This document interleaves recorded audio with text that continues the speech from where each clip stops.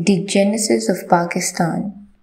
The last generation of British rule saw two Muslim mass political movements in South Asia, the Muslim League and the Khilafat movement. The Muslim League, founded in 1906, heavily influenced by Sir Sayyid's tradition, began as a lead movement to defend Muslim interests, extract concessions from the British, and either oppose or cooperate with Indian National Congress as tactical advantage dictated. It only became a true mass movement in the last years of British rule.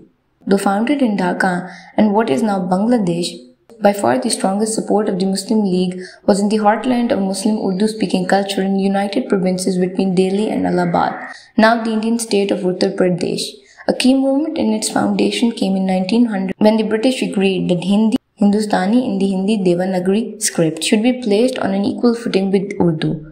Hindustani in the Muslim Arabic script as an official language, with clear implication that given Hindu numerical preponderance, Urdu would eventually be edged out of order altogether. The other great Muslim movement under British rule was much more in tradition of Shah Waliullah, being both explicitly religious and much more radical. This was the Caliphate movement from 1919 to 1924, one of whose leader was Maulana Abul Azad Kalam. Mentioned above, this took place in alliance with the Indian National Congress, now led by Mohandas Karamchand Gandhi, and was the chief of Muslim aspect of the unrest which gripped India after the end of the First World War. However, as its name suggests, the formal catalyst of the movement was a purely Islamic one, and reflected allegiance to no South Asian cause but to the universal Ummah. South Asian Muslims rallied behind the movement in protest against the impending abolition of the Caliphate, or the titular leadership of the Muslim world, which the Ottoman sultans had claimed. The Caliphate issue became the rallying cry for the protest against the British and French subjugation of the entire Middle East and destruction of the last Muslim great power, as well as, of course, against British colonial rule in India and a range of local Muslim grievances. The Jamaat and other Islamist groups in Pakistan today see their hostility to the US today as directly descended from this Islamist anti-colonial tradition. As Mahatma Gandhi himself wrote in 1922, "The great majority of Hindus and Muslims have joined the anti-British struggle, believing it would be religious. The masses have come in because they want to save the Khilafat and the cow, deprive the Mussalman of the hope of helping the Khilafat, and he will shun the Congress. Tell the Hindu he cannot save the cow if he joins the Congress, and he will, to a man, leave it." The Khilafat movement was led by two clerics, the brothers of Maulana Muhammad Ali Johar and Maulana Shaukat Ali, generated a wave of religious enthusiasm among South Asian Muslims. For that reason, it was disliked by Muhammad Ali Jinnah, who stood in Sir Sayyid Ahmad's tradition of tactical cooperation with the British, and to whom religious fanaticism was deeply antipathetic. So great was this religious enthusiasm that in 1920 some 20,000 Indian Muslims attempted to immigrate to Afghanistan as the last independent Muslim state left standing in the region. They were eventually expelled by the Afghan authorities after having been robbed of many of their possessions. Not the first or the last time that the hopes of South Asian Islamists concerning the Afghans have been disappointed.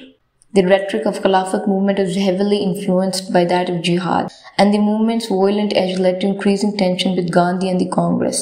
The movement finally collapsed in the face of British repression, and the Caliphate was eventually abolished not by colonial powers but by Kemal Ataturk and the new Turkish Secular Republic. The mass religious enthusiasm which powered the Khilafat movement eventually flowed into a very different strategy of the Muslim League, led in the 1920s by Sir Muhammad Iqbal, 1877 to 1938, and from 1936 by Jinnah. A radically simplified account of League strategy in these years would be that it involves selective cooperation with the Congress to put pressure on British to grant more extensive powers of legislation and self-government to India and Indian provinces, and selective cooperation with the British to limit Congress's power and ensure Muslims a guaranteed share of the new legislatures and governments. The idea of creating a separate state for Muslims in South Asia came only very late. It was first raised by Iqbal in 1930. He still envisioned that this state would be a part of wider Indian Confederation. Shortly afterwards, the name Pakistan was coined for this proposed state. This so-called two-nation theory had in a way been implicit in Muslim League ideology from the beginning. This theory holds that Indian Hindus and Muslims have characteristics of two different ethno-cultural nations. As the example of Lebanon, Northern Ireland and other countries where what are different nations live in one country under a set of arrangements for coexistence. This does not, however, necessarily dictate territorial separation. The decisive moment for the demand for Pakistan as a slogan came with the Government of India Act of 1935 and the elections of 1937 which followed. Prior to the election, Congress had made informal promises to the League that the two parties would form coalition governments in provinces with substantial Muslim minorities. As it turned out, however, Congress's victories were so overwhelming that, most wisely, the Congress leadership decided that it did not need to share government with the League and ran on its promise. The Congress treachery convinced Jinnah and the other leaders of the League that Muslim parties would be excluded from the power in a Congress-led independent India, and Muslims reduced to a wholly subordinated community. In the background to all these moves and the counter moves were recurrent communal riots, in which local issues and religious prejudice led Muslims and Hindus to attack each other, often resulting in heavy casualties. The eventual result was the Lahore Resolution of 1940, in which, at Jinnah's call, the Muslim League set out the demand for an independent Muslim state. However, Jinnah still spoke not of full separation, but rather of dividing India into autonomous national states. And as the distinguished South Asian historian Aisha Jalal has convincingly demonstrated, this demand was not what it seemed. As late as 1939, Jinnah was stating that although Hindus and Muslims were separate nations, they both must share the governance of their common homeland. Jinnah in the end was bitterly disappointed with the moth-eaten Pakistan that he eventually received. Not merely did this exclude almost all the great historic Muslim centers of India, but it left out those areas of North India where support for Muslim League and the demand for Pakistan had been the strongest. And yet, for demographic and geographical reasons, there was no way that an independent Pakistan could ever have included these areas. Furthermore, all the evidence suggests that Jinnah and the League leadership were completely unprepared for the realities of complete separation from India. This was to have tragic consequences when Pakistan was created. Rather, it seems Jinnah was using the slogan of Pakistan for two purposes: to consolidate his own control over the League and as a threat to force Congress to concede what he and most Muslims really wanted. This was a united India in which Muslims would be guaranteed a share of power, which in turn would guarantee their rights. On the one hand, this would be a highly decentralized India in which the provinces, including the Muslim majority provinces, would hold most of power, and a goal shared by Muslims and indeed the Hindu elites of Punjab and Sindh. On the other hand, Muslims would be constitutionally guaranteed a 50% share of positions in the central governments and a large enough space of the central legislature to block any attempts to change the constitution or introduce policies hostile to Muslim interests. In 2010, such goals may not seem particularly outrageous.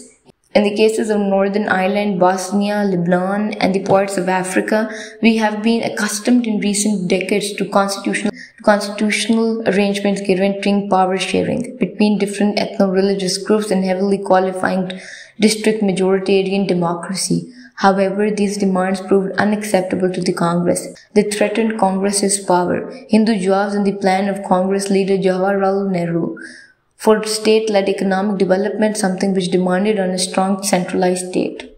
There was also well-based fear that a loose Indian confederation would soon collapse in appalling civil war. In the end, therefore, Congress preferred, however unwillingly, a smaller but strong and united Congress dominated India to a larger but weak, decentralized and endangered Indian confederation.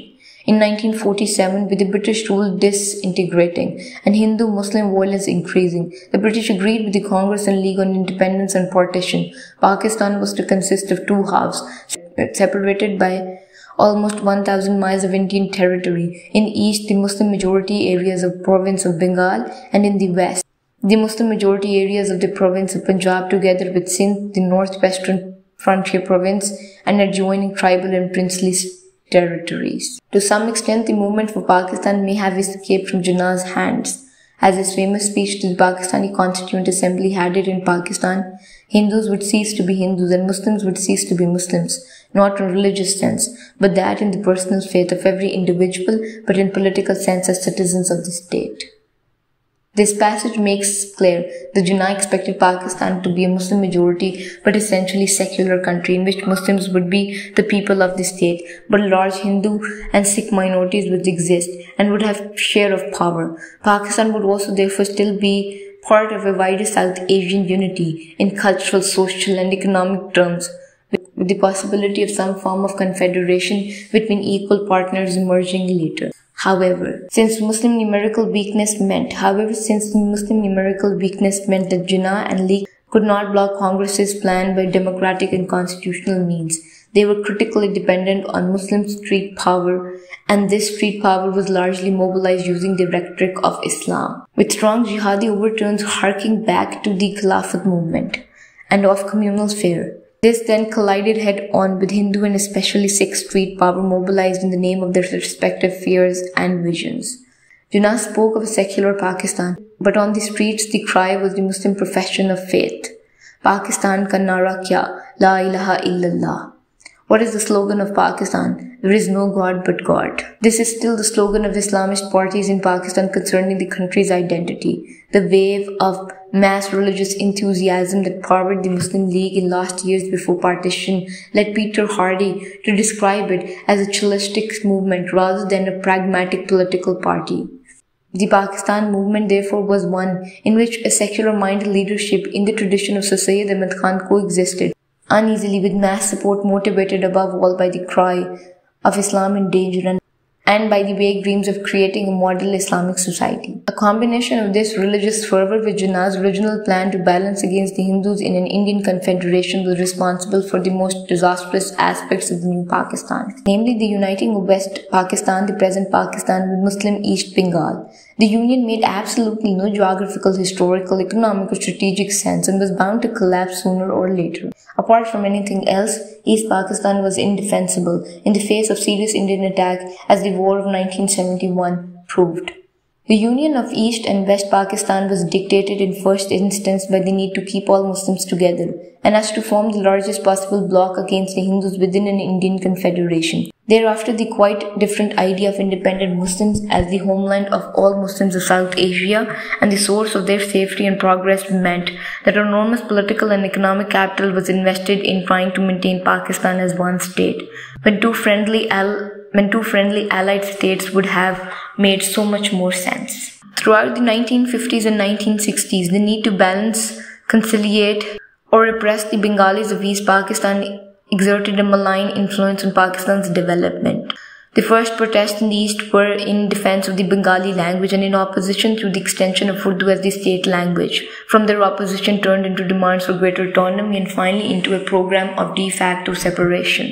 The fact that East Pakistan, though much smaller geographically and economically, held the small majority of Pakistan's population helped make democracy impossible, as it would have implied a Bengali domination which most of the West Pakistanis simply would not accept.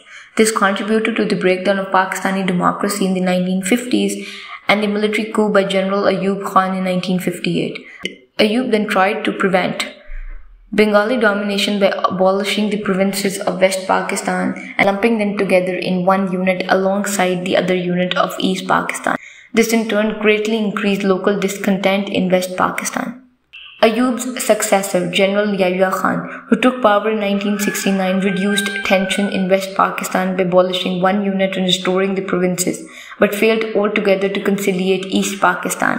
The West Pakistani establishment, including Zulfikar Ali Bhutto, founder of the Pakistan People's Party (PPP), were prepared to accept neither a loose confederation with East Pakistan nor the democratic domination of the Bengali majority in a united Pakistan.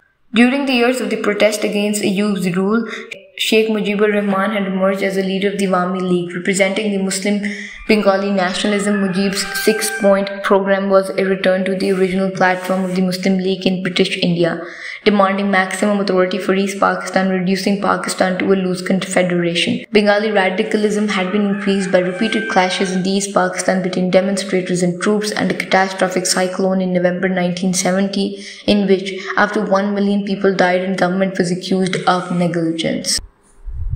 In the December 1970 national elections, the Awami League won 160 out of 162 seats in East Pakistan and an absolute majority in the national parliament. The PPP won 81 seats out of 138 in West Pakistan.